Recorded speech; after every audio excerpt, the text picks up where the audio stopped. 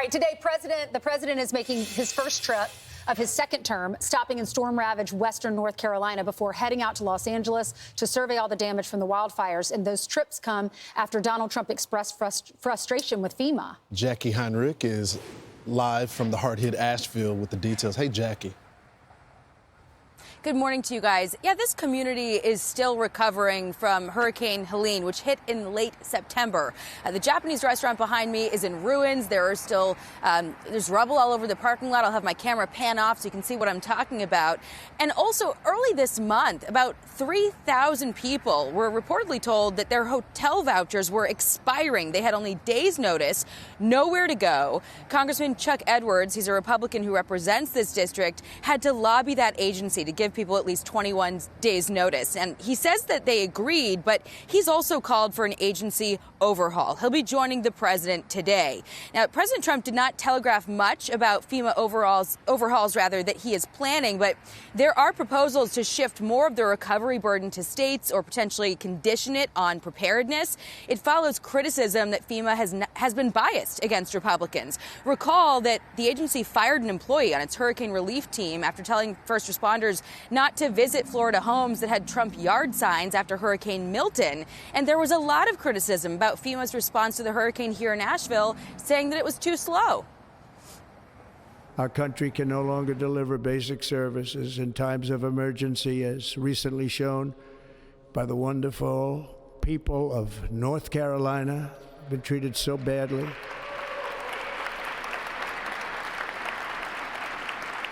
And other states who are still suffering from a hurricane that took place many months ago. Or more recently, Los Angeles, where we're watching fires still tragically burn from weeks ago without even a token of defense. Now, the New York Times writes this morning, Trump says states should manage disasters. Former FEMA leaders agree. Quote, the past 4 administrators of FEMA, 2 appointed by Democrats and 2 appointed by Mr. Trump, have made versions of that argument, calling for states to do more. But states generally want more help, not less. Now, conditioning aid is a controversial proposal. Historically, Congress has passed bipartisan disaster supplementals on a bipartisan basis. But after California's fires, which are expected to be the most expensive natural disaster in American history, Trump has threatened to withhold help if the state does not amend its forest and water management policies. And today, after he leaves North Carolina, the president will head to California, and Governor Gavin Newsom will be scrambling onto that tarmac to greet the president, saying he wants to have a conversation, guys. All right, so hopefully there'll be some unscripted moments in North Carolina where people can voice their concern, and in California, anything can happen in California because the fires are still raging. The governor and the president aren't really speaking. There's really no Republican outside Darrell Issa to meet him on the tarmac. All right. Thank you, Jacqui. Thank you, Jacqui. That's right. Thanks, guys. So looking at that footage that Jacqui has of North Carolina, I look at Florida, and they have hurricanes all the time. You got Ron DeSantis, and he clears those streets up fast. He has the line workers there to get the electricity up. The fact that this place looks almost the same as 4 months ago show you there's a failure of leadership. That I'm so glad that the president is going down there to give those folks some help, because I feel like as the L.A. fires have gotten in the news, I'm getting messages from the folks back there. They feel forgotten. They feel like everybody has forgotten about their story, and they're still dealing with a lot of the consequences of that storm. Yeah, Franklin Graham was with us when we were at the inauguration, and he said there's a lot that still needs to be cleaned up in North Carolina. There's a headline in Politico, because once the president's in North Carolina, he's going to leave and go out to California. And Jacqui was just mentioning this. It says Newsom plans to crash Trump's L.A. wildfire visit. And in the article, it says, this is Gavin Newsom, I look forward to being there on the tarmac to thank the president, welcoming him. And we are making sure that all the resources he needs for a successful briefing are provided to him. There's no limit to the resources we'll provide for that briefing. And in the article, it says that Newsom's been trying to get in touch with him, and Trump hasn't returned his calls. And they haven't talked since the president left office in 2020. Yeah, but how about, why'd you cut the budget to the fire department? Why is your homeless budget double that of the firefighters? Why did you not listen listened to the firefighters union and said they weren't ready?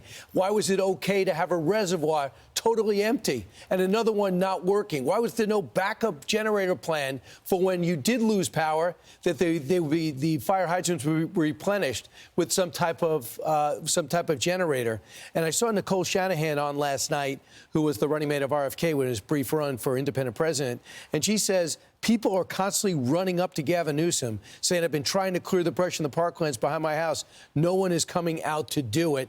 And there's a big push from Democrats as well as Republicans that have always been pushed to clean up the forests ahead of the guaranteed wildfires. So he's got water and he's got forest cleanup that he will not address.